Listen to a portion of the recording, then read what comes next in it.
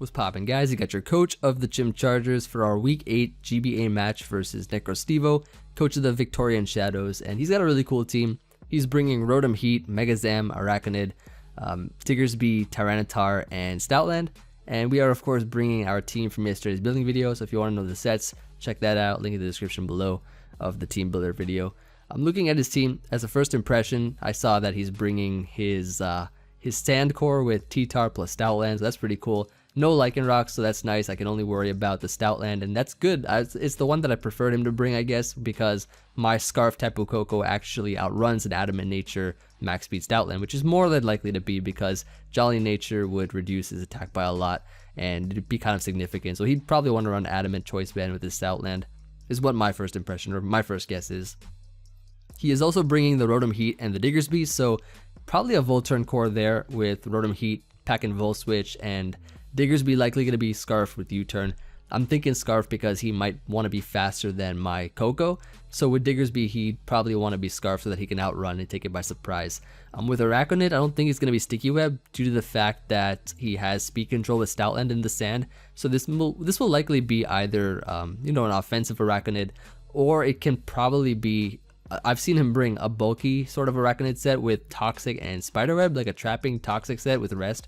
I don't know if it'll have Rest, but because I have Electric Terrain, but that's another option that I had to prepare for and make sure we were not weak to. And finally, Mega Alakazam, which is just a threat overall, can just click attacks. So in terms of lead matchup, I figured he'd probably want to lead either with the Rotom Heat, which can pivot with Volt Switch, the Diggersby, which can pivot with U-Turn and also have a nice Scarf lead in terms of speed matchups, as well as maybe even T-Tar could be a potential lead because he may want to get up Sand so that he can, I guess have Stoutland that can come out anytime and just abuse that. So with that in mind, I was like, in this team preview, I was like, okay, I think my best lead might just be Tapu Koko. Reason is because I'm faster than everything on his team. I can U-Turn out and pivot into a great Pokemon depending on the initial turn 1 matchup and just go from there, I guess.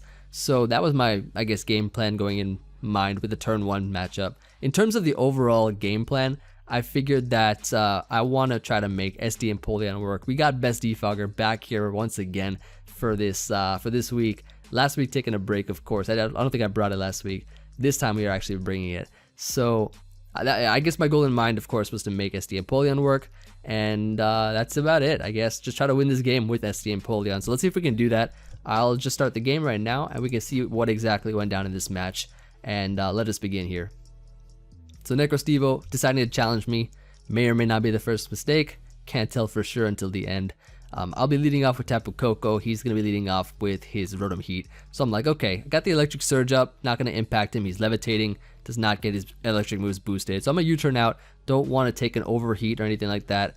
He may Volt Switch as well. I mean, who knows? But I want to go to Cure him because I know I can sponge any hit from this thing, regardless of what set it is.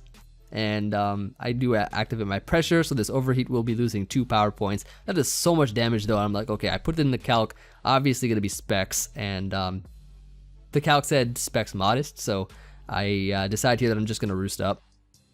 I just roost up because I want to, of course, preserve my health. And he actually goes to Arachnid, so he can, I guess, sponge my hits, but at the same time, he can't really deal back damage. And I know that for a fact, which is why I go for another roost here. While he actually pulls off a Toxic, so I'm like, this could be that one set that he's been running sometimes that I've seen in his team builder with Toxic Spiderweb for trapping and wearing things down. So I'm going to switch out here into my Empoleon, which is indeed immune to the Toxic, and he can't really touch me at all. So he does trap me, though, with the Spiderweb. As I go for the Swords Dance, I'm like, okay, he can't Toxic me. There's nothing he can do to me right now. But he goes for the Soak, and that's pretty interesting. Soak Toxic, so he's got that to break down my walls like a Moongus and things like that that naturally can't be Toxic. But I'm +2 right now. I just go right for the Drill Peck and knock this Arachnid out. I'm a pure Water type right now. He goes into Diggersby, and this actually saves me right here. I go for the Aqua Jet because it's my best play overall since I want to get off damage. I don't want him to be Bandit or like Life Orb or something to knock me out. So this Earthquake, because now that he went for Soak, I'm a pure Water type, not Steel anymore. His Earthquake did not knock me out, and then he has to switch out here. He's forced to switch out into Stoutland as I go for another Aqua Jet. Probably should have predicted the switch because Diggersby's kind of valuable, but I didn't really know how he played at that point in time. So I went for the jet here to get some chip, and then I go into my Slowbro, which packs Rocky Helmet, dedicated physical wall, and it give him a little bit more chip with this Rocky Helmet here. So he's going to be forced to switch out, as now that Araquanid is gone, he has no more water switch in. So I can go right here for the Scald, get a burn on this Alakazam. Going to be unfortunate for him when he Mega Evolves, because then he'll be taking a little bit of chip each turn. So now I'm going to switch out here into my Gligar, predicting a Signal Beam or a Focus Blast or something. Not Focus Blast, just a Signal Beam. Because it's going to be probably what he has versus Slowbro and Hoopa Unbound. And I think that he'd probably want to go for that. He goes for the Mega and actually goes for Psychic, predicting my switch out. That was pretty smart on his part there. So I do get a Spadef drop, not wanting Gligar to take another hit and get knocked out because of its importance in this game due to its immunity to Volt Switch. I'm going to switch out here into my Silvally Dark, nicknamed Arceus Stats. He's going to go for the Psychic, not going to be doing anything. I could have gone for an attack here. I thought he might want to switch out into T-Tar because he'd see I'm Dark or something, but he actually goes for a Signal Beam, does not knock me out. And I go for a Tailwind just so that I can open up my options a lot more and freeze the speed of my Pokemon, of everything on the team. So now he's going to switch out here into his T-Tar, and he's going to be able to tank my multi-attack while getting up the sand. And as you can see, I go for the multi-attack. Doesn't really do much damage at all. And judging by that, it's probably going to be, you know, like a defensive T-Tar set that's mainly just there for sand support. Like the Iron Head as well doesn't do much at all. I do get a flinch on it, which is nice. I guess going into it now, from this point in the battle, my goal is to weaken things so that Empoleon's Aqua Jet can just pick things off. The reason that I saved it instead of sacking it to Stoutland was because of how it has that priority, which is just so great versus a lot of his offensive threats on his team. So he's going to go into Rotom instead of sacking up the T-Tars. I go for an Iron Head. This is just what I want though, because like now that he brings in Rotom, this thing will be taking a little bit of chip damage each turn as the sand is up. So as you can see here, it takes a little bit of chip. Now I'm going to go into my Kyurem, thinking that I'm faster because I calced that he was modest, right? That did a lot of damage. So I was sure in my mind it was modest, but no, it was indeed timid. I should have probably set this Kyurem to be faster than it, but I needed the bulk to live some certain hits that I explained in my team builder. But he's actually timid, so that kind of caught me by surprise because the calc said it was modest, but he just actually got the highest roll possible. So I'm going to go into Slowbro because I know that he's locked into Overheat. Then he goes into his Alakazam, which does trace my Regenerator, but unfortunately, the Scald damage plus the burn will be knocking him out. So that is a gone Alakazam. Alakazam has been gone. And now he's going to go back into Rotom here. And I'm like, okay, he's probably going to try to expect me to stay in this time because he's making some hard plays, going for, you know, other attacks, expecting me to switch out. I just go to Gligar to make the safe play, and he locks himself in a Thunderbolt, which is now bad for him because the momentum turns into my favor. He's going to go back into T-Tar as I just go, he sets up the sand again, which is nice because I do pack Sand Veil. I go for the Roost here, and I can get back to a excellent, clean amount of health. And now Gligar's going to save me here because watch this, right? He's going to go back into his Rotom. Back into his Rotom he goes, of course, predicting the Earthquake to come out here. Not going to affect the Rotom. And now, like, I'm going to predict him to want to go for an attack, like Overheat or something. And I'm going to go for the Roost, thinking that I can live. I mean, I obviously can live the hit. But he's locked into Volt Switch now. And he expected my switch out, expecting Overheat, or I guess expecting me to switch out of Overheat. But yeah, basically now it's just a point in the game where I want him to try to switch out, hard switch out, and I'm just going for Earthquakes. But now I'm like, okay, I'm not gonna do that anymore. I'm just going for Aerial Ace here and chipping this thing, like, and basically he's just sacking his Rotom. We're getting it really low, so that's just great for me because I thought he was gonna switch out into like T-Tar or something and tank my Aerial Ace or just hard switch out because he can't do anything. But he does that now though. And it's pretty crazy because now that Rotom is in Aqua Jet range for sure. I don't know how, I forgot the calc, but that thing is picked off by Aqua Jet.